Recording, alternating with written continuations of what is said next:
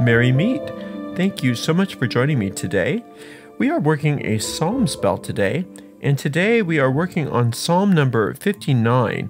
And traditionally, Psalm 59 is used to destroy the power of an enemy. So we want to destroy the power of all enemies.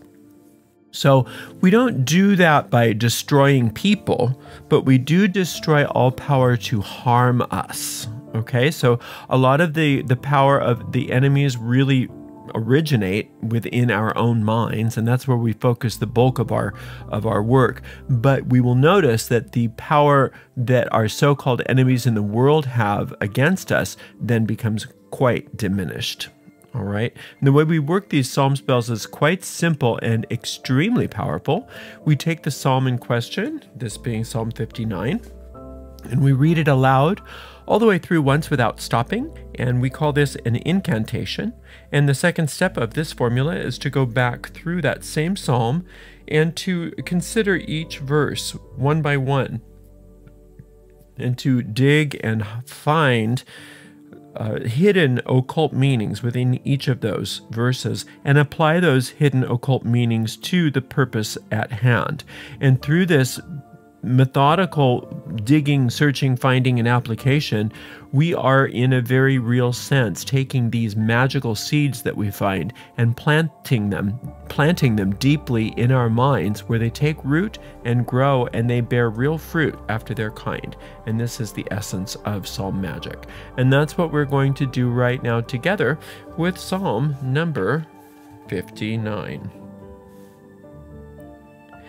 Deliver me from mine enemies, O my God. Defend me from them that rise up against me. Deliver me from the workers of iniquity, and save me from bloody men.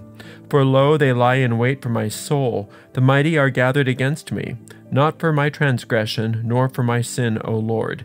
They run and prepare themselves without my fault. Awake to help me, and behold. Thou therefore, O Lord God of hosts, the God of Israel, awake to visit all the heathen. Be not merciful to any wicked transgressors, Selah. They return at evening. They make a noise like a dog, and go round about the city. Behold, they belch out with their mouth. Swords are in their lips. For who, say they, doth hear?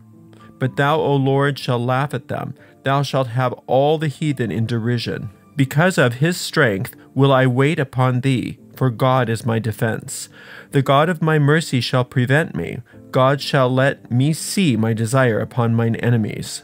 Slay them not, lest my people forget. Scatter them by thy power, and bring them down, O Lord, our shield. For the sin of their mouth and the words of their lips, let them even be taken in their pride, and for cursing and lying which they speak. Consume them in wrath, consume them, that they may not be, and let them know that God ruleth in Jacob unto the ends of the earth, Selah.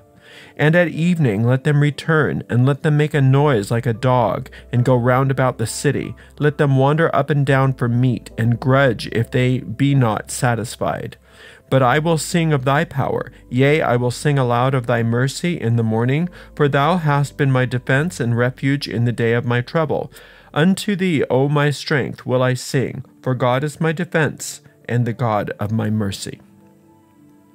Okay, this is a type of cursing psalm, and so when we do curses out of this book of spells, we have to remind ourselves that we are cursing thought forms, not people. And when we say cursing those thought forms, we mean it. We mean that we are utterly destroying thought forms which are contrary to our goals and our happiness and our joy. So it starts out by saying, deliver me from mine enemies, O my God. Defend me from them that rise up against me. Gets right to the point for a change. Good old psalmist got right to the point. So we're addressing directly the Lord of the Psalms, calling him God, and we say he advisedly here. It's pre-gender. There is no, this is not a masculine patriarchal deity, nor is it a feminine matriarchal deity. It's a pre-gender deity at the top of the tree of life, the Godhead. Deliver me from mine enemies, O my God. Defend me from them that rise up against me. So we are asking to be delivered from our enemies. Now, our enemies can be people, but they can also be situations, and they are always thought forms that we are being delivered from, because that is what the causative plane is a thought form. So we are asking to be delivered. Now, when you deliver a letter, you sign it, you put it in an envelope, you seal it, you stamp it, you address it, and then you let it go. And then it gets delivered to where it needs to go, right? Well, now, the Postal Service has some issues, but God doesn't. So when God delivers you, you're always going to the right place. There is no question. When God delivers you from your enemies, then you are being taken out of any harm and delivered into perfect safety.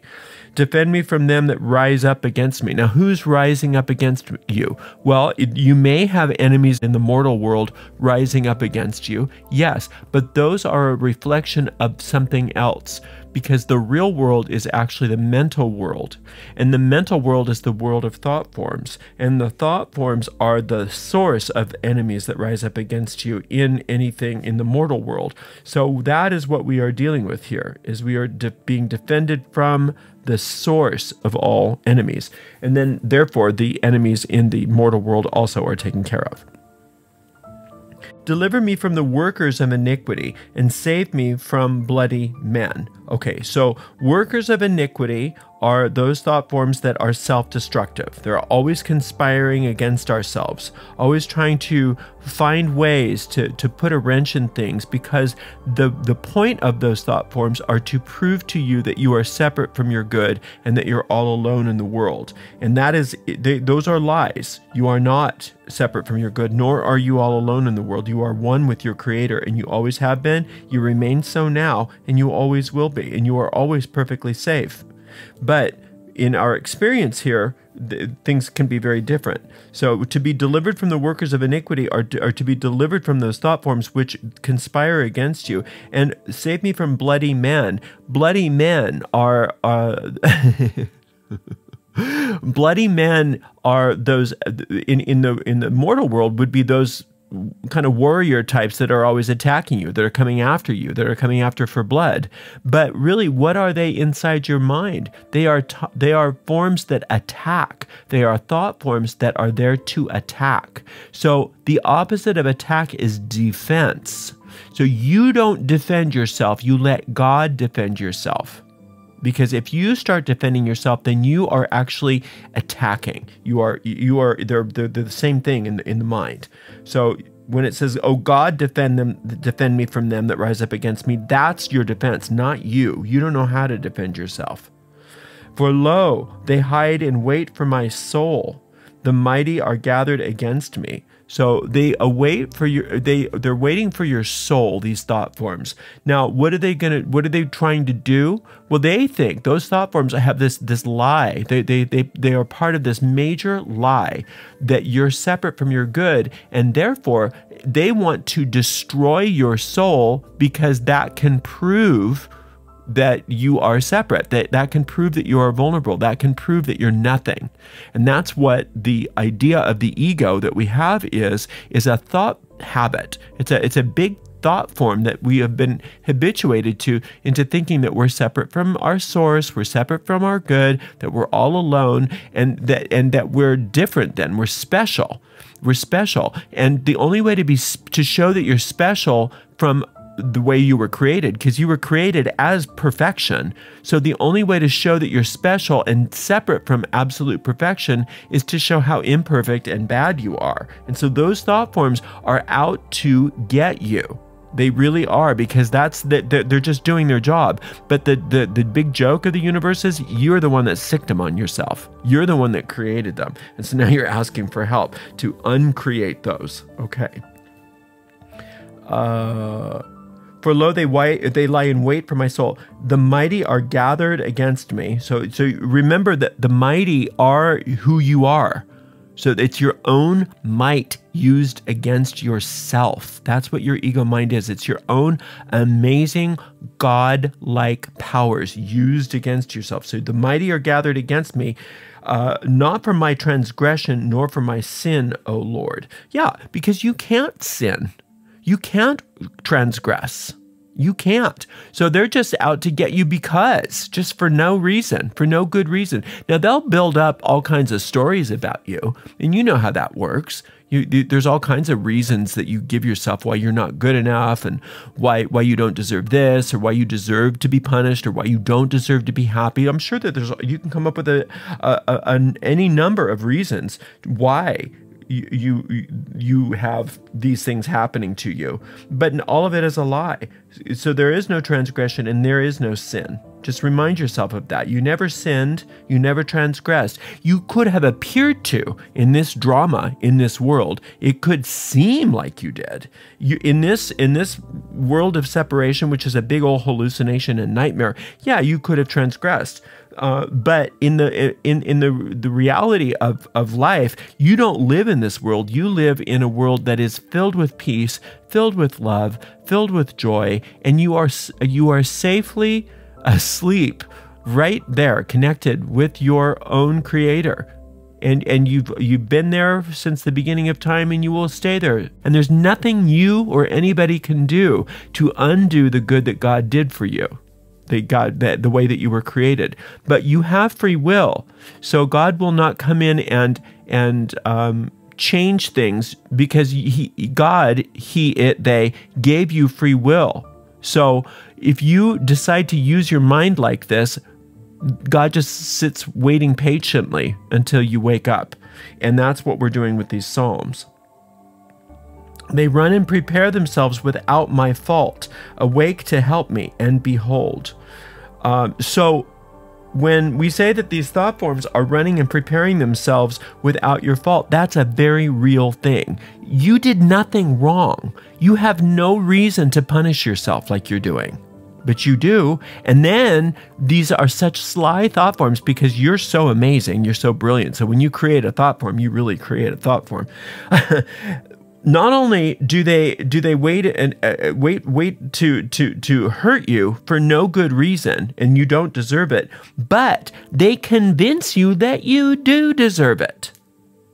So that's all that little voices in your head convincing you why you deserve to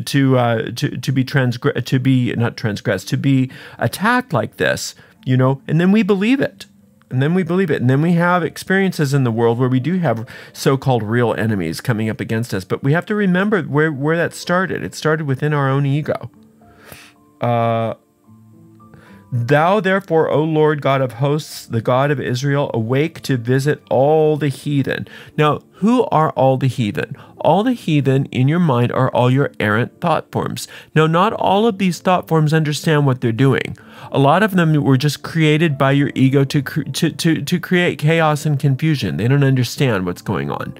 Some of them are not real. Some of them have absolutely no basis in fact. They're just dark thoughts. They're just shadow thoughts. Some of them, however, are thought forms that you were created with. God created you already perfect. And so when you use those parts of your mind that are true, that are real, against yourself, that's when you're in real trouble. So the heathen can be either one of those things, but the heathen are all those errant thought forms. So we want God to visit the heathen, all of the heathen. Be not merciful to any wicked transgressors, Selah. We don't want God to be merciful at all. We want each and every one of these errant thought forms to be completely destroyed. And that kind of destruction is a very positive thing. Don't think in terms of like, oh, it's a bad, evil war of Armageddon going on inside my head. That's only from the point of view of the thought forms that are getting destroyed. From their point of view, it's pretty scary. But for you, it's not scary. This is you actually getting healed. This is actually you waking up. This is actually you realizing how safe you are. They return at evening. They make a noise like a dog and go round about the city. So when they return at evening, remember that when you go into sleep at night, that's a lot of times when these things run amok, when you're asleep. And that's why sometimes when you wake up in the morning, many times people wake up in the morning kind of disconcerted. They wake up disoriented, and oftentimes they even wake up afraid and scared. So they return at evening, making a noise like a dog, and go round about the city. Where's the city? The city is that part of your mind that we're talking about that houses these thought forms. So the dog is there to try to scare you. The dog is there to try to guard against you getting help. But God doesn't have to worry about the dog. Right? God doesn't have to worry about all of those things. They're going around about the city trying to keep you out, but there's no way that they can do that because it's your city, it's your mind, it's your thought forms. And the Lord of the Psalms, this infinite intelligence, has all power to heal and correct, and that's what is happening when we are inviting the destruction of these thought forms into you. But thou, O Lord, shalt laugh at them. Thou shalt have all the heathen in derision. So that's just basically saying, again, the same thing. You don't have to worry about these scary thought forms because they're not scary to God. Because of all his strength, I will wait upon thee, for God is my defense. Again, God is our defense. Don't defend yourself, because when you start defending yourself, you perpetuate the attack-defense cycle. So we let God take care of it. You don't do it. You let God do it. I know that seems hard for a lot of people. It's just like, am I like absconding my responsibility here? No, you're actually embracing your responsibility by letting God be your defense. The God of my mercy shall prevent me. The God shall let me see my desire upon my enemies. See, it's not you that's doing it. You're not doing it. You're just being there. You're just asking for help, because remember, this doesn't come in uninvited. Angels don't come in uninvited, because if so, can you imagine a band of angels coming in uninvited and saying, okay, this is what we're going to do. You're going to have this, and you're going to do this, and you're going to go here, and you're going to go there. That would be like an army coming in and attacking and enslaving you. That's not what God does. That's not what infinite intelligence does. Infinite intelligence is all peace and all love and all joy. So it waits patiently until we say, I've had enough of this, please help me. As soon as we say, please help me, then it comes in and then you're helped. Slay them not, lest my people forget. Scatter them by thy power, and bring them down, O Lord, our shield. Very important. So we want reminders. We want these little trophies. We want these little trophies of all these thought forms that are destroyed to remind us while we're here that, remember when that happened? Remember when we went through this before? Let's not go through that again. Next time you go through something similar, you go, I'm going right straight to the power. I'm going right straight to God. I'm doing this psalm first. I'm not going to go through years and years and years of problems and then finally ask infinite intelligence to come in and deliver me. No, I'm going to start with that. I'm going to start with asking infinite intelligence to come in and deliver me. So that's why we want them. We want those little trophies about, so we don't forget. For the sin of their mouth and the words of their lips, let them even be taken in their pride, and for cursing and lying which they speak. These thought forms only know curses and lies. All they speak are lies. They take the power of the spoken word and destroy through it. So every time you speak from the words from those thought forms, you are enabling them to have power over your life. So we don't want that. So for the sin of their mouth and the words of their lips, let them even be taken in their pride. And so we're asking those things to be taken. So you don't want to keep them, and you have to say that. You have to let this infinite intelligence know, I don't want to keep this. I don't want to go through this anymore. I don't want to do this anymore. I'm done with this. You may have them. Please take them. Please take all their lies. Please take all of that. And please show me how to use my speech more properly now. Consume them in wrath. Consume them that they may not be. And let them know that God ruleth in Jacob unto the ends of the earth. Selah. Okay, so we want them to be consumed in wrath. Now, in this case, wrath is just is power. Wrath just means like a fireball. A fireball looks like wrath, but it's just being a fireball. But from the perspective of the darkness, it looks like a scary ass fireball, right? Because it's dark and it's going to be destroyed by that light. So anytime light comes in, darkness looks at it as angry because it knows that it's being destroyed, right? But you can't be destroyed because you are light. So for you, you'll never see God as wrathful because God is your salvation. God is your source. God is your father and mother all rolled into one. But we want these thought forms consumed in wrath. And we want them to know, we want to let them know that God ruleth in Jacob until the ends of the earth. Now, who's Jacob? It's you. You are Jacob. Jacob is that story in the Old Testament that he was a really flawed human being. He did some really bad stuff, okay? And God did not hold one thing against him. In fact, God said once Jacob figured out, his problems and wanted to do the right thing, once Jacob was clear with God, I want to do the right thing, God said, well, good, here we go. And I'm going to rename you Israel. I'm going to rename you Israel because that's how much I love you and that's how much I trust you. Didn't hold one thing against him, and that's how it is with you, and that's who you are. So we're going to let those thought forms know that you, like Jacob, have God unto the ends of the earth has your back. Okay? And at evening, let them return and let them make a noise like a dog and go around about the city. They can come back and do that. Let them try. Let them try. They used to get me that way, right? Remember we talked about them earlier in the Psalm. He said the same thing. They do it, and it's so scary. But now that God's scary old wrath is going to show them who's boss, let them come and do it. Let them wander up and down from me and grudge if they be not satisfied. Let these thought forms do whatever the heck they want to do because they're on their way out.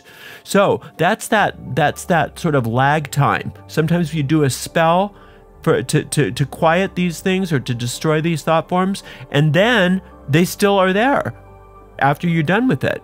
But the big difference is that you know that they're not real. They no longer scare you anymore. They're like little ghosts. They're like old little tapes. They're like echoes that are kind of just working themselves out. And you don't have to worry about those. They're on their way out. They're being destroyed.